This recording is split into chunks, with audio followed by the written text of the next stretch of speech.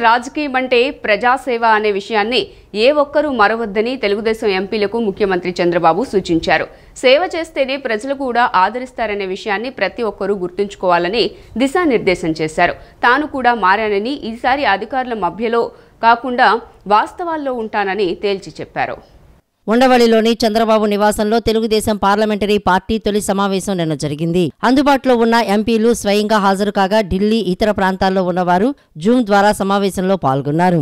ప్రజలు ఇచ్చిన తీర్పుతో ఎవరూ ఆకాశంలో ఎగరొద్దని ఎంపీలకు చంద్రబాబు స్పష్టం చేశారు. ప్రజలు నమ్మకంతో ఇచ్చిన విజయాన్ని బాధ్యతగా సమాజ సేవ చేసేందుకు వినియోగించాలని సూచించారు.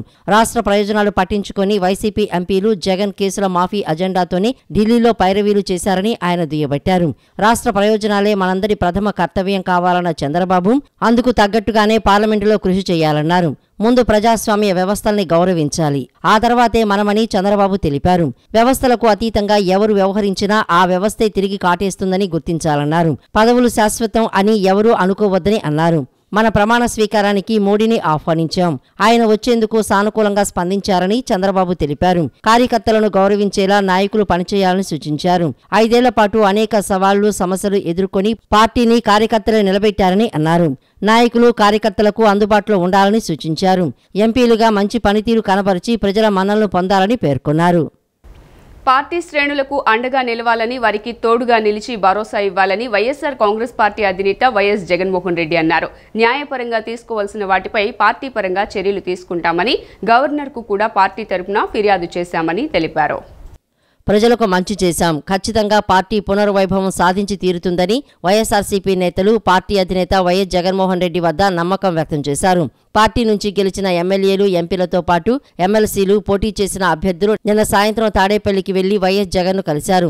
ఈ సందర్భంగా టీడీపీ దాడుల గురించి నేతలు ప్రస్తావించగా పార్టీ తరపున న్యాయపరమైన చర్యలకు వెళ్తున్నామని, ఈ టైంలో పార్టీ శ్రేణులకు అండగా నిలవాలంటూ నేతలకు వైఎస్ జగన్ సూచించారు.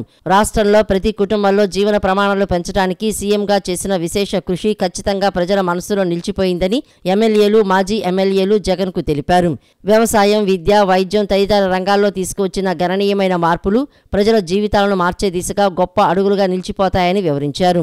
ఈవీఎం మేనేజ్మెంట్ అనుమానాలు, ఈసీ, కొంతమంది పోలీసు అధికారుల కుట్రల నేపథ్యంలో కూడా సీట్లు గణనీయంగా తగ్గిపోయాయని, అయినా కూడా 40% ఓటింగ్ వచ్చిందంటే సంక్షేమ పథకాలే కారణమని పేర్కొన్నారు. గడిచిన 5 ఏళ్లలో అమలు చేసిన పథకాలు, చేసిన అభివృద్ధి ప్రజల కళ్ల ముందే ఉన్నాయని, ధైర్యంగా ప్రజల ముందుకు వెళ్తామని చెప్పారు. గడిచిన 5 ఏళ్లు సుపరిపాలనకు ఒక గీటురాయిలా నిలిచిపోతుందని తెలిపారు. ఏపీ అసెంబ్లీ ఎన్నికల్లో కూటమి ఘన విజయం సాధించిన సంగతి తెలిసిందే. ముఖ్యంగా జనసేన పోటీ చేసిన 21 స్థానాల్లోనూ కైవసం చేసుకుంది. ఈ క్రమంలో ఢిల్లీలో ఎన్డీఏ కూటమి సమావేశాన్ని ముగించుకుని పవన్ నిన్న హైదరాబాద్ చేరుకున్నారు. నేరుగా మెగాస్టార్ ఇంటికి వెళ్లి కుటుంబ సభ్యుల ఆశీర్వాదం తీసుకున్నారు. జనసేన అధినేత పవన్ కళ్యాణ్ అగ్ర కథానాయకుడు తన సోదరుడైన చిరంజీవిని కలిశారు. ఢిల్లీలో ఎన్డీఏ కూటమి సమావేశాన్ని ముగించుకుని హైదరాబాద్ వచ్చిన పవన్ భార్య అన్నా లెజీనావో, కుమారుడు అకీరాలతో కలిసి నేరుగా చిరు నివాసానికి వెళ్లారు. తల్లి అంజనాదేవి వారికి గుమ్మడికాయతో దిష్టి తీయగా పవన్ వదినలు నీరాజనాలు ఇస్తూ లోపలికి ఆహ్వానించారు. మరోవైపు ఈ విజయోత్సవంలో భాగమయ్యేందుకు మెగా కుటుంబ సభ్యులందరూ చిరు ఇంటికి చేరుకున్నారు. అన్నయ్య చిరంజీవి రాగానే నేరుగా ఆయన కాళ్లకు నమస్కారం చేయగా పవన్ను పైకి లేపి ఆప్యాయంగా ఆలింగనం చేసుకున్నారు. ఆపై చిరు పైకి ఎగిరి మరీ పవన్కు భారీ పూలదండను వేయగా మెగా ఫ్యామిలీలో సంతోషాలు వెలువరిశాయి. ఈ సందర్భంగా కళ్యాణబాబు హ్యాట్సప్ అని రాసి ఉన్న కేకును కట్ చేసి పవన్ తన కుటుంబ సభ్యులకు తినిపించారు. 2 రోజుల క్రితమే ఏపీ ఎన్నికల్లో పవన్ విజయం సాధించడంపై సోషల్ మీడియా వేదికగా చిరంజీవి ఆనందం వ్యక్తం చేశారు. పవన్తో పాటు టీడీపీ అధినేత చంద్రబాబుకు చిరు శుభాకాంక్షలు తెలిపారు. డియర్ కళ్యాణ్ బాబు, ఎక్కడ నెగ్గాలో ఎక్కడ తగ్గాలో తెలిసిన నిన్ను తగ్గావని ఎవరు అనుకున్నా అది ప్రజలను గెలిపించడానికే అని నిరూపించావు. నిన్ను చూస్తుంటే ఓ అన్నగా గర్వంగా ఉంది. నువ్వు గేమ్ చేంజర్ మాత్రమే కాదు, మ్యాన్ ఆఫ్ ద మ్యాచ్ కూడా అని అందరూ నిన్ను కొనియాడుతూ ఉంటే నా హృదయం ఉప్పొంగుతోంది. ఈ అద్భుతమైన ప్రజా తీర్పు రాష్ట్ర భవిష్యత్తు కోసం, ప్రజల క్షేమం కోసం, నీ కలల్ని, నువ్వు ఏర్పరచుకున్న లక్ష్యాల్ని నిజం చేసే దిశలో నిన్ను నడిపిస్తుందని ఆకాంక్షిస్తూ, ఆశీర్వదిస్తూ శుభాభినందనలు అని పోస్టు పెట్టారు. రాష్ట్రంలో వైఎస్ఆర్సీపీ సానుభూతి పరులనే లక్ష్యంగా టీడీపీ దాడులు జరుపుతోందని వైఎస్ఆర్సీపీ నేత, మాజీ మంత్రి పేర్ని నాని అన్నారు. వైఎస్ఆర్సీపీ సానుభూతి పరులే టార్గెట్గా టీడీపీ దాడులు జరిపిందన్నారు. బీహార్ తరహాలో ఏపీలో టీడీపీ దాడులకు తెగబడిందని మండిపడ్డారు. బీహార్ సంస్కృతిని టీడీపీ ఆచరిస్తోందన్నారు. ఎన్నికల ఫలితాలు వెలువడ్డాక రాష్ట్ర వ్యాప్తంగా జరిగిన దాడులపై వైఎస్ఆర్సీపీ నేతలు నిన్న సాయంత్రం గవర్నర్ అబ్దుల్ నజీర్ను కలిసి వివరించారు. వైఎస్ఆర్సీపీ నేతల బృందానికి రాజ్యసభ ఎంపీ వైవి సుబ్బారెడ్డి నేతృత్వం వహించారు. గవర్నర్ను కలిసిన వాళ్లలో తాజా ఎంపీలు గురుమూర్తి, తనూజ, ఎమ్మెల్యేలు శివప్రసాద్, మత్స్యలింగం, విశ్వేశ్వరరాజు, పర్చూర్ నేత బాలాజీ, మాజీ మంత్రి పేర్ని నాని ఉన్నారు. గవర్నర్ నజీర్ను కలిసిన అనంతరం వైఎస్ఆర్సీపీ నేతలు మీడియాతో మాట్లాడారు. టీడీపీ గూండాలు వైఎస్ఆర్సీపీ నేతల ఇళ్లపై కిరాతకంగా దాడులు చేశారని అన్నారు. టీడీపీ నేతలు ప్రజలను భయభ్రాంతులకు గురి చేస్తున్నారని విమర్శించారు. వైఎస్ఆర్సీపీ జెండా మోసిన వారిపై దాడులకు తెగబడుతున్నారని పేర్కొన్నారు. నూజివీడులో పట్టపగలే కత్తులతో దాడులు చేసినా పోలీసులు పట్టించుకోలేదన్నారు. ఇళ్లలోకి చొరబడి ఆస్తులను ధ్వంసం చేస్తున్నారని మండిపడ్డారు. టీడీపీ దాడులు చూసి గవర్నర్ కూడా ఆశ్చర్యపోయారని తెలిపారు. ఏపీలో ప్రజాస్వామ్యం ఉన్నట్టా లేనట్టా అంటూ ఆగ్రహం వ్యక్తం చేశారని అన్నారు. తమ కార్యకర్తలను కాపాడుకోవడానికి కమిటీలు వేశామని, 26 జిల్లాల్లోనూ తమ లీగల్ టీంలు యాక్టివేట్ అయ్యాయని తెలిపారు. బాధితులను పరామర్శించి వారికి అండగా ఉంటామని పేర్కొన్నారు. టీడీపీ గూండాల దాడులతో పాటు పోలీసుల తీరుపై కూడా గవర్నర్కు ఫిర్యాదు చేసినట్లు చెప్పారు. వాస్తవం సార్, ఇది ఒక్క ఎఫ్ఐఆర్ కూడా నమోదు కావట్లేదు. వెళ్ళి పోలీస్ కంప్లైంట్ ఇచ్చినా, ఫోటోలతో వీడియోలతో ఇచ్చినా కూడా ఆ వీడియోలన్నీ కూడా గవర్నర్ గారికి ఇవ్వడం జరిగింది. ఇంకా ఎక్కడెక్కడైతే జరుగుతున్నాయో అన్నీ చెప్పడం జరిగింది. ఆఖరికి ఈరోజు మీతో మాట్లాడటానికి వచ్చే ముందు కూడా నూజివీడులో ఒక కౌన్సిలర్ని నడి బజార్లో పట్టపగలు స్టాబింగ్ చేయడం జరిగింది. కత్తులతో వెంటపడి పొడవటం జరిగింది.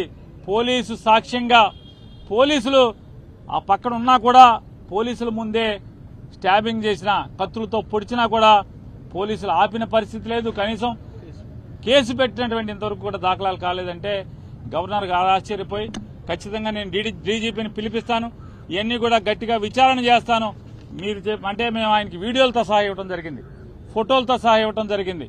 అవన్నీ కూడా ఆశ్చర్యపోయి అన్నీ కూడా మేము ఫోన్లో కూడా కొన్ని చూపించాం.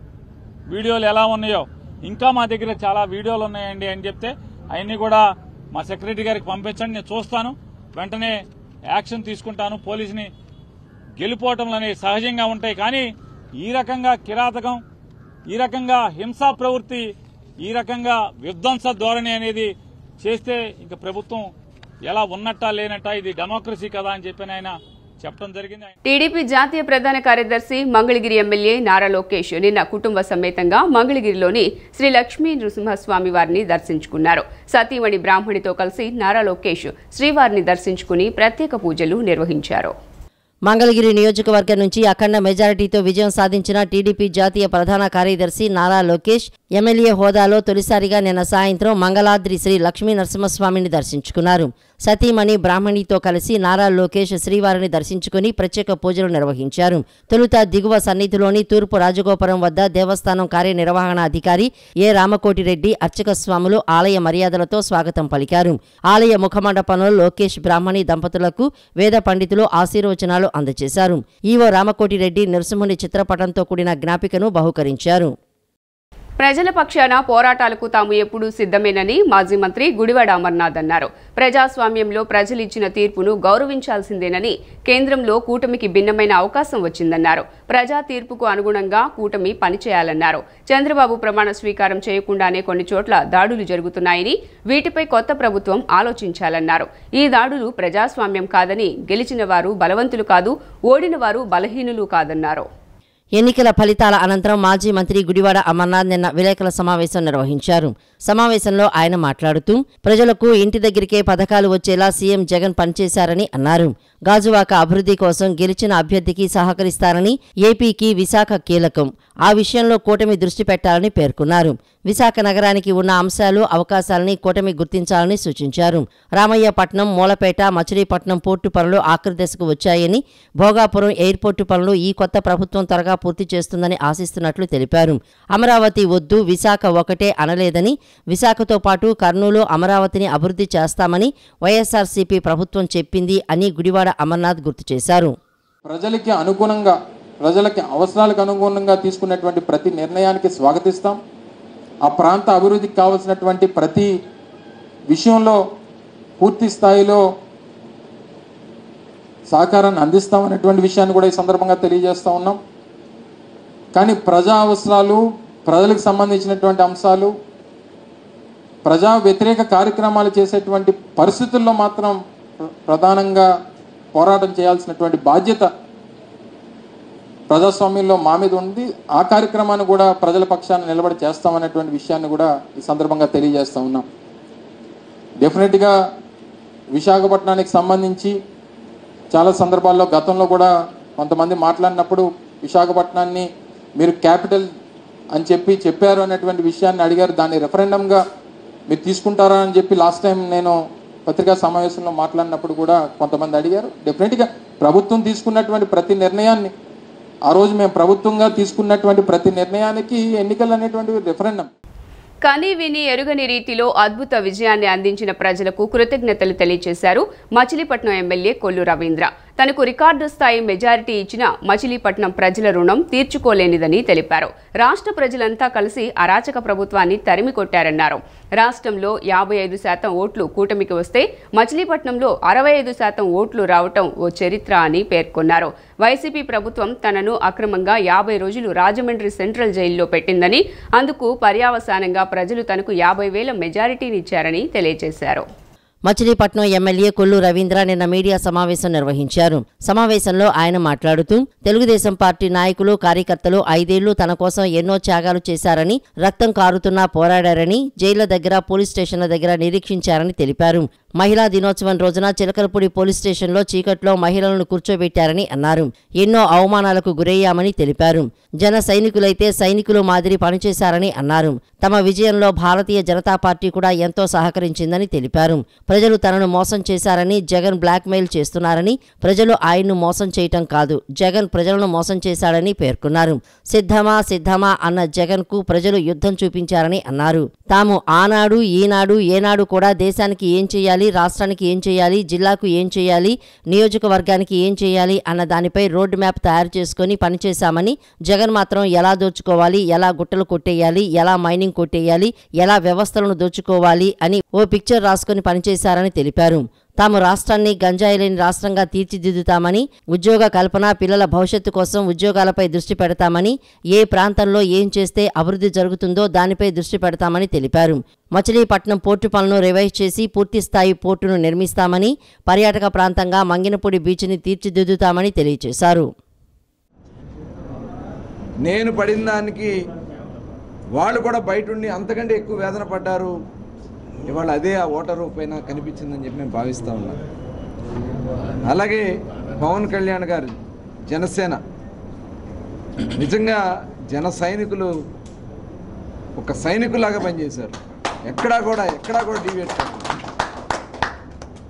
తెలుగుదేశం పార్టీ నాయకులు, కార్యకర్తలు త్యాగాలు చేశారు. 5 సంవత్సరాలు నాతో పాటు త్యాగాలు చేశారు. రక్తాలు కార్చుకున్నారు, ఆడబిడ్డలు రక్తాలు కార్చుకున్నారు. పస్తులు ఉన్నారు, జైళ్ళ దగ్గర, పోలీస్ స్టేషన్ల దగ్గర నిరీక్షణ, తెల్లవారులు. నేను నిజంగా చాలా బాధపడ్డా. మహిళా దినోత్సవం రోజు ఆడబిడ్డల్ని చిలకలపూడి పోలీస్ స్టేషన్లో దోవల్లో కూర్చోబెట్టారు. మహిళా దినోత్సవం, పేరుకు మహిళా దినోత్సవం. కళ్ళమ్మడి నీళ్లు తప్ప చెప్పలేనటువంటి పరిస్థితి. చెప్పుకుని బయటకు వచ్చి చెప్పుకునేవాళ్ళంటే చెప్పుకోలేనటువంటి పరిస్థితి. ఇక ఇంట్లో పితృదేవతలకు పెట్టుకోవాల్సినటువంటి కార్యక్రమాలు కూడా చేసుకోకుండా అడ్డం పడి అరెస్టులు చేయటం, ఇలాంటి ఎన్నో అవమానాలు పడ్డాం, బాధలు పడ్డాం. అలాగే భారతీయ జనతా పార్టీ కూడా చాలా సపోర్ట్ చేశారు. 5 ఏళ్ల వైసీపీ విధ్వంసకర పాలనకు ప్రజలు చరమగీతం పాడారని పెనమలూరు నియోజకవర్గ ఎమ్మెల్యే బోడే ప్రసాద్ అన్నారు. ప్రజా వ్యతిరేక విధానాలపై ప్రజలు తిరగబడి ఓట్ల రూపంలో అపూర్వమైన విజయాన్ని అందించారన్నారు. ఒక్కొక్కరికి 1000 మెజారిటీతో ప్రజలు ఇచ్చిన తీర్పుతో ప్రజల అభిమానాన్ని 5 సంవత్సరాలు ఎలా కాపాడుకోవాలని భయపడాల్సి వస్తోందన్నారు. పెనమలూరు నియోజకవర్గ ఎమ్మెల్యే బోడే ప్రసాద్ పోరంకిలోని తన కార్యాలయంలో మీడియాతో మాట్లాడారు. అభివృద్ధి, సంక్షేమం, శాంతి భద్రతల విషయంలో రాష్ట్రాన్ని సమగ్రంగా ముందుకు తీసుకువెళ్లేందుకు చంద్రబాబు, పవన్ కళ్యాణ్, నారా లోకేష్ ఎన్డీఏ కలిసి ఆలోచన చేసి ఎటువంటి తొందరపాటు నిర్ణయాలు లేకుండా రాష్ట్రాన్ని ముందుకు తీసుకువెళ్లేందుకు కృషి చేస్తారని అన్నారు. 5 ఏళ్ల పాలనలో వెనుకబడ్డ రాష్ట్రాన్ని ముందుకు తీసుకువెళ్లేలా అడుగులు వేస్తామన్నారు. నష్టపోయిన యువతకు ఉపాధి కల్పించేలా పరిశ్రమలు, ఐటీ సంస్థలు తీసుకువస్తామని తెలిపారు. అందరికీ న్యాయం చేస్తామని అన్నారు. ప్రజా సమస్యలు, అభివృద్ధిపైన ప్రధానంగా దృష్టి పెడతామని తెలిపారు. జగన్మోహన్ రెడ్డే కావాలని 2019 ఎన్నికల్లో ప్రజలు ఏ విధంగా తీర్పు ఇచ్చారో అదేవిధంగా జగన్మోహన్ రెడ్డి వద్దని 2024 ఎన్నికల్లో ప్రజలు తీర్పు ఇచ్చారని చెప్పారు. ప్రజా సమస్యలు, అభివృద్ధి, గత 5 సంవత్సరాల నుంచి ఆగిపోయిన ఉన్న అభివృద్ధి పైన మేము పెడతాం. ఒక్కసారి గత 5 సంవత్సరాల నుంచి జరిగిన పరిపాలన చూస్తే ఎవరైతే సంస్కారహీనంగా మాట్లాడారో, వల్గర్గా మాట్లాడారో, ఈరోజు జగన్మోహన్ రెడ్డి మా ఓడిపోవడానికి ప్రధాన కారణం వారిని ప్రోత్సహించడమే. దాడులు చేసిన వాళ్ళకి మంత్రి పదవులు ఇవ్వటం, బూతులు మాట్లాడిన వాళ్ళకి సీట్లు ఇవ్వటం, దాడులు చేసిన వాళ్ళకి సీట్లు ఇవ్వటం. ఈరోజు ఇంత గతంలో జగన్మోహన్ రెడ్డి ముఖ్యమంత్రి అయినప్పుడు ఒక సునామీ అనుకొని ఆ సునామీలో మేము ఓడిపోయాం అనుకున్నాం. కానీ మరి నిన్న జరిగిన ఎన్నికలు సునామీకి మించిన సునామీ వచ్చింది. అంటే ప్రజలు ఏ విధంగా ఆ రోజు జగన్మోహన్ రెడ్డి కావాలి అనుకుంటే ఏ విధంగా తీర్పిచ్చారు, ఈరోజు జగన్మోహన్ రెడ్డి వద్దనుకుంటే ఏ విధంగా తీర్పిచ్చారో కళ్ళకు కట్టినట్టు తెలిపిస్తుంది. ఇవన్నీ మాకు కూడా పాఠాలు, మేము కూడా నేర్చుకోవాలా. వాడు సంస్కారహీనంగా వాళ్ళు మాట్లాడారని మేము మాట్లాడితే అదే విధంగా ప్రజలు కూడా ఆలోచిస్తారు. అందుకనే అలాంటి వాటికి ఇక్కడ స్థానం ఉండదు. హద్దు మీరి మాట్లాడితే మాత్రం కార్యకర్తలు ఎవరు సహించరు. ఈ ఎన్నికల్లో కూటమికి ఊహించని విజయాన్ని అందజేసిన ప్రజలకు పశ్చిమ టీడీపీ మైనారిటీ నేత ఎంఎస్ బేగ్ కృతజ్ఞతలు తెలియజేశారు. సుమారుగా 47,000 మెజారిటీ పశ్చిమం నుండి సుజనా చౌదరిని గెలిపించారని చెప్పుకొచ్చారు. ఈ గెలుపు ప్రజా విజయమని స్పష్టం చేశారు. ప్రజలు మంచి నాయకత్వాన్ని కోరుకుని కూటమి ఊహించని స్థాయిలో విజయాన్ని కట్టబెట్టారని టీడీపీ మైనారిటీ నేత ఎంఎస్ బేగ్ అన్నారు. పశ్చిమ నియోజకవర్గంలోని ఆయన కార్యాలయంలో విలేకరుల సమావేశంలో ఆయన మాట్లాడుతూ పశ్చిమ నుండి ఎన్డీఏ కూటమి అభ్యర్థి సుజనా చౌదరిని ప్రజలు అఖండ మెజారిటీతో గెలిపించారని తెలిపారు. సుమారు 47,000 మెజారిటీ లభించిందని అన్నారు. ప్రజలు మంచి నాయకత్వాన్ని కోరుకొని ఓటు వేశారని, పార్లమెంటులో అభ్యర్థి కేశినేని చిన్నీని 2,47,000 పైచిలుకు మెజారిటీతో గెలిపించారని వెల్లడించారు. ఇది సామాన్య విజయం కాదని, ఈ గెలుపు ప్రజా గెలుపని స్పష్టం చేశారు. త్వరలోనే చంద్రబాబు ముఖ్యమంత్రిగా ప్రమాణ స్వీకారం చేస్తారని, కేంద్రంలోనూ మంచి భవిష్యత్తు టీడీపీ పార్టీకి ఉండనుందని అన్నారు. అన్ని సామాజిక వర్గాలు ముందుకు వచ్చి ఎన్డీఏ కూటమికి జై కొట్టారని, ఇంత ఘన విజయాన్ని అందించిన ఓటర్లందరికీ ఆయన ధన్యవాదాలు తెలిపారు. ఈ కూల్చడంతో మొదలుపెట్టిన సర్కార్ని ప్రజలు కూల్చడం అంటే 5 సంవత్సరాలు సరిగ్గా మనం చూసుకుంటే 164 సీట్లతో ఆంధ్ర రాష్ట్రంలో శాసనసభ్యులుగా ఎన్డీఏ కూటమికి రావడం ఒక చరిత్రాత్మకమైన గెలుపు అని చెప్పి ఆంధ్ర రాష్ట్రంలోనే ఎన్నడూ లేని విధంగా మనం అందరం కూడా చూసాం. మనం అందరం ఒకటే చెప్తా ఉన్నాం, ఎప్పటి నుంచో అరాచక పాలన, విధ్వంస పాలనతో మొదలుపెట్టిన జగన్మోహన్ రెడ్డి, నీ ప్రభుత్వం ప్రజల పట్ల నీకు చిత్తశుద్ధి లేకుండా వాళ్ళందరి మీద ఏ రకమైన ఇబ్బందులు పెట్టావు, అదే విధంగా దానికి రిటర్న్ గిఫ్ట్ నీకు ఇస్తారని చెప్పి ఆ రోజు నుంచి చెప్తా ఉన్నాం. అంతేకాదు ఆంధ్ర రాష్ట్రాన్ని అభివృద్ధి చేయకుండా సొంత ప్రయోజనాల కోసం ప్రజాధనాన్ని లూటీ చేసి వ్యవస్థల్ని మేనేజ్ చేసి నువ్వు అధికారంలో ఉండి గత 5 సంవత్సరాలు పరదాల్లోనే తిరిగావు తప్ప ఏ రోజు ప్రజల కోసం, ప్రజా సంక్షేమం కోసం, ప్రజల అభివృద్ధి కోసం బయటకు వచ్చిన దాఖలాలే లేవు.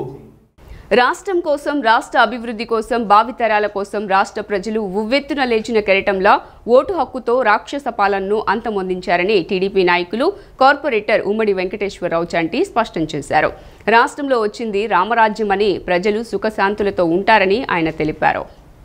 వన్ టౌన్ నెహ్రూ బొమ్మ సెంటర్లో 51వ డివిజన్ అధ్యక్షుడు కుంచన్ దుర్గారావు, బోను జయశంకర్ ఆధ్వర్యంలో ఎన్డీఏ విజయోత్సవాలు నిన్న ఘనంగా జరిగాయి. కేక్ కట్ చేసి పేదలకు స్వీట్లు పంపిణీ చేశారు. బాణసంచా కాల్చి ఆనందోత్సాహాలను వెలుబుచ్చారు. ఈ కార్యక్రమానికి ముఖ్య అతిథిగా వచ్చిన ఉమ్మడి చంటి మాట్లాడుతూ 5 సంవత్సరాల దుర్మార్గపు పాలనను ప్రజలు చరిత్రలో నిలిచిపోయేలా తీర్పు ఇచ్చారని అన్నారు. 5 సంవత్సరాల జగన్ పాలనలో ప్రజలు అన్ని విధాలా నష్టపోయారని, పాలనను గాలికి వదిలేసిన జగన్ స్వార్థపూరిత రాజకీయాలతో, దాడులతో రాష్ట్ర దమనకాండ చేశారని, దీంతో రాష్ట్రం 15 సంవత్సరాలు వెనకబడిపోయిందని అన్నారు. కూటమి నేతృత్వంలో ఏర్పడిన ప్రభుత్వం సుపరిపాలన అందిస్తుందని, ప్రజలు సుఖశాంతులతో ఉంటారని భరోసా ఇచ్చారు. పశ్చిమంలో సుజనా చౌదరి, కేశినేని చిన్ని ఆధ్వర్యంలో పశ్చిమ నగరం మోడల్ నియోజకవర్గంగా తీర్చిదిద్దబడుతుందని తెలిపారు. కూటమి అధికారంలో ఎంత అవసరం ఉందంటే 2014 టు 19 ఎంత సూపర్ పరిపాలన చేశారు. అదేవిధంగా అద్భుతమైన పరిపాలన అవసరం. మరి నిత్యావసర వస్తువులు కానివ్వండి, కరెంటు బిల్లులు కానివ్వండి, పెట్రోల్ ధరలు కానివ్వండి, అన్నీ అందుబాటులో ఉండేది ఒక్క కూటమికే సాధ్యపడిద్దని కూటమికి ప్రజలందరూ కూడా పట్టం కట్టడం జరిగింది. మరి మాకు ఒక తెలిసాక ఇంత మెజార్టీలు ఎప్పుడూ చూడలేదు. అంటే వన్ సైడ్ వారైంది. అందుకే మరి మనం అందరం కూడా మరి ప్రజలకి ప్రత్యేకమైన ధన్యవాదాలు తెలుపుకుంటూ ఉన్నాం. అదేవిధంగా కూడా మరి వాళ్ళ తెలుగుదేశం పార్టీకి అటు బీజేపీకి వారధలాగా పనిచేసిన పవన్ కళ్యాణ్ గారికి ప్రత్యేకమైన ధన్యవాదాలు తెలుపుకుంటా ఉన్నాం. ఎందుకంటే ఇవాళ ఇంత మెజార్టీలు పెరగడానికి కూడా పవన్ గారి కష్టం, పవన్ గారి నిజాయితీ, చంద్రబాబు గారే మరి ఆయన్ని పొగట్టడం జరిగింది. మరి ఎందుకంటే అవసరం ఉంది. ఎన్డీఏ కూటమికి ఇంత భారీ మెజారిటీ ఇచ్చిన ఎస్సీ, బీసీ, ఎస్టీ, మైనారిటీ, బడుగు బలహీన వర్గాల ప్రజలకు టీడీపీ నేత మాదిగాని గురునాథం ధన్యవాదాలు తెలిపారు. జగన్ ముఖ్యమంత్రిగా పనిచేసిన ఈ 5 సంవత్సరాల కాలంలో 13 లక్షల కోట్లు అప్పు చేశాడని, డీబీటీ, నాన్ డీబీటీ ద్వారా ప్రజలకు 4 లక్షల కోట్లు ఇచ్చినట్లు లెక్కలు చూపుతున్నారని, మిగిలిన 9 లక్షల కోట్లు మాటేంటని ప్రశ్నించారు. జగన్ అతని కోట్రీ 9 లక్షల కోట్లు మింగేసిందని, దానిపై సీబీఐ విచారణ జరిపించాలని డిమాండ్ చేశారు. నిగ్గు తేలే వరకు రాష్ట్రం దాటి బయటకు వెళ్లనీయకుండా జగన్ను, ఆయన కోట్రీని నిలుపుదల చేయాలని గవర్నర్కు, డీజీపీకి వినతి పత్రాన్ని ఇస్తామని తెలియజేశారు. జగన్మోహన్ రెడ్డి అంతా అవినీతిపరుడు ప్రపంచంలో ఎక్కడా లేడు. ఇన్ని లక్షల కోట్ల రూపాయలు దోచేసినటువంటి వ్యక్తి తన్ను గనక వేయకపోతే ప్రజాస్వామ్యం అపహాస్యం పాలవుతుంది. తప్పకుండా ఇవన్నీ నెగ్గు తేల్చడం కోసం డీజీపీ గారిని కలవబోతా ఉన్నాం, గవర్నర్ గారిని కలవబోతున్నాం. ఈ విధంగా ఈ రాష్ట్రాన్ని నాశనం చేసేసి ఇంగ్లీష్ మాధ్యమం అని చెప్పి, నాడు నేడు అని చెప్పి మాకు బలహీనతల్ని అడ్డం పెట్టుకొని, మా పేదవాళ్ళ యొక్క బలహీనతల్ని నువ్వు ఎక్స్ప్లాయిట్ చేసి, అంబేద్కర్ గారు అని చెప్పి అంబేద్కర్ వాదమని నా అక్క, నా చెల్లెలు, నా అవ్వ, నా తాత, నా ఎస్సీలు, నా ఎస్టీలు, నా బీసీలు, నా మైనార్టీలు, అది మాకుంది హక్కు. బీసీలకు రక్షణ చట్టం కల్పిస్తామని టీడీపీ, జనసేన, బీజేపీ కూటమి హామీ ఇచ్చిందని, ఇచ్చిన మాట ప్రకారం రక్షణ చట్టాన్ని అమలు చేయాలని జాతీయ బీసీ చైతన్య సమితి బీసీ రమణ కోరారు. రక్షణ చట్టాలను బీసీలందరికీ ఉపయోగపడేలా ఉండాలన్నారు. ఎస్సీ, ఎస్టీ, బీసీ, మైనారిటీ వర్గాల యువతకు ఉపాధి అవకాశాలు కల్పించాలని, వారి చదువుకు తగ్గట్లుగా ఉద్యోగాలు సృష్టించాలన్నారు. సింగనగర్లో జాతీయ బీసీ చైతన్య సమితి ఆధ్వర్యంలో విలేకరుల సమావేశం నిర్వహించారు. సమావేశంలో రమణ మాట్లాడుతూ ఏపీలో నూతనంగా ఏర్పడిన కూటమి ప్రభుత్వానికి అభినందనలు తెలిపారు. ఎన్నో ఆశలతో ప్రజలు కూటమిని గెలిపించారని, వారి ఆకాంక్షలకు అనుగుణంగా పనిచేయాలని కోరారు. బీసీ కుల గణన జరిపి రాబోయే స్థానిక సంస్థల ఎన్నికల్లో రిజర్వేషన్లు పెంచి ఎన్నికలకు వెళ్లాలని డిమాండ్ చేశారు. బీసీలకు రక్షణ చట్టం కల్పిస్తామని టీడీపీ, జనసేన, బీజేపీ కూటమి హామీ ఇచ్చిందని, ఇచ్చిన మాట ప్రకారం రక్షణ చట్టాన్ని అమలు చేయాలని కోరారు. రక్షణ చట్టాలు బీసీలు అందరికీ ఉపయోగపడేలా ఉండాలన్నారు. ఎస్సీ, ఎస్టీ, బీసీ, మైనార్టీ వర్గాల యువతకు ఉపాధి అవకాశాలు కల్పించాలని, వారి చదువుకు తగ్గట్లు ఉద్యోగాలు సృష్టించాలని పేర్కొన్నారు. జాతీయ బీసీ చైతన్య సమితి యొక్క ప్రధానమైనటువంటి డిమాండ్, బీసీలకు ఇంతవరకు పరిష్కారం కానటువంటి అంశాలు ఒక 4 అంశాలు తీసుకుంటే, ఇంతవరకు తెలుగు రాష్ట్రాలలో బీసీ కుల జనగణన జరిపి జరగబోయేటువంటి స్థానిక సంస్థల్లో రిజర్వేషన్లు పెంచి ఎన్నికలకు వెళ్ళాలని ప్రధానంగా డిమాండ్ చేస్తున్నాము. అదేవిధంగా ఇంకా మొదటగా ఏపీలో కొత్తగా ఏర్పడినటువంటి కూటమి ప్రభుత్వానికి అభినందనలు తెలియజేస్తున్నాము. కొత్త ప్రభుత్వానికి ఎన్నో ఆశలతో, ఎంతో నమ్మకంతో అన్ని వర్గాలు కూడా చైతన్యం అయ్యి, ఆర్థికంగా బలోపేతం అయ్యి, తద్వారా ఈ రాష్ట్ర అభివృద్ధి కోసము ముందుకు వచ్చేటటువంటి విధానంలో అందరూ కూడా సపోర్ట్ చేశారు. వారి అనంతరం తెలంగాణ రాష్ట్ర బీసీ చైతన్య సమితి అధ్యక్షులు వెంకట నరసింహారాజు మాట్లాడుతూ బీసీలు అన్ని రంగాల్లో వెనుకంజలో ఉన్నారని, బీసీల అభివృద్ధికి తాము ఎంతగానో కృషి చేస్తున్నామని తెలిపారు. తెలుగు రాష్ట్రాల్లో వచ్చే ఎన్నికల్లో అన్ని స్థానాల్లో బీసీ అభ్యర్థులు పోటీ చేసేందుకు సిద్ధం చేస్తామని తెలిపారు. బీసీ సమస్యల పట్ల నిర్లక్ష్యం వహిస్తే ఊరుకునే ప్రసక్తే లేదని హెచ్చరించారు. మళ్ళొచ్చే 5 ఏళ్లలో టోటల్గా బీసీలందరం ఎమ్మెల్యేలుగా కూడా పోటీ చేయడానికి రెడీ అవుతున్నాం. 2 రాష్ట్రాలలో సర్పంచ్లు, ఎంపీసీ, జడ్పీటీసీలే కాకుండా ఎమ్మెల్యేలు కూడా మేము చేస్తున్నాం. మొత్తానికి బీసీలందరినీ లీడర్గా చేయడానికి రెడీ ఉన్నాం మా రమణన్న జాతీయ అధ్యక్షులు గారి సమక్షంలో. అందుకే 2 రాష్ట్రాల సీఎంలకు ఒకటేనండి, చేతులెత్తి నమస్కారం చేస్తున్నామండి 2 రాష్ట్రాల సీఎంలకి. మా బీసీలకు మీరు 100% మాకు ఏమైతే ఉన్నాయో, మీరు ఏమైతే ఇచ్చారో అవన్నీ మాకు మీరు కల్పించండి. మీరు ఇచ్చిన వాగ్దానాలు దయచేసి మీకు చేతులెత్తి దండం పెడుతున్నామండి. సిటీ న్యూస్ ఇంతటితో సమాప్తం. తిరిగి వార్తల్లో మళ్ళీ కలుద్దాం. అంతవరకు సెలవు. నమస్కారం.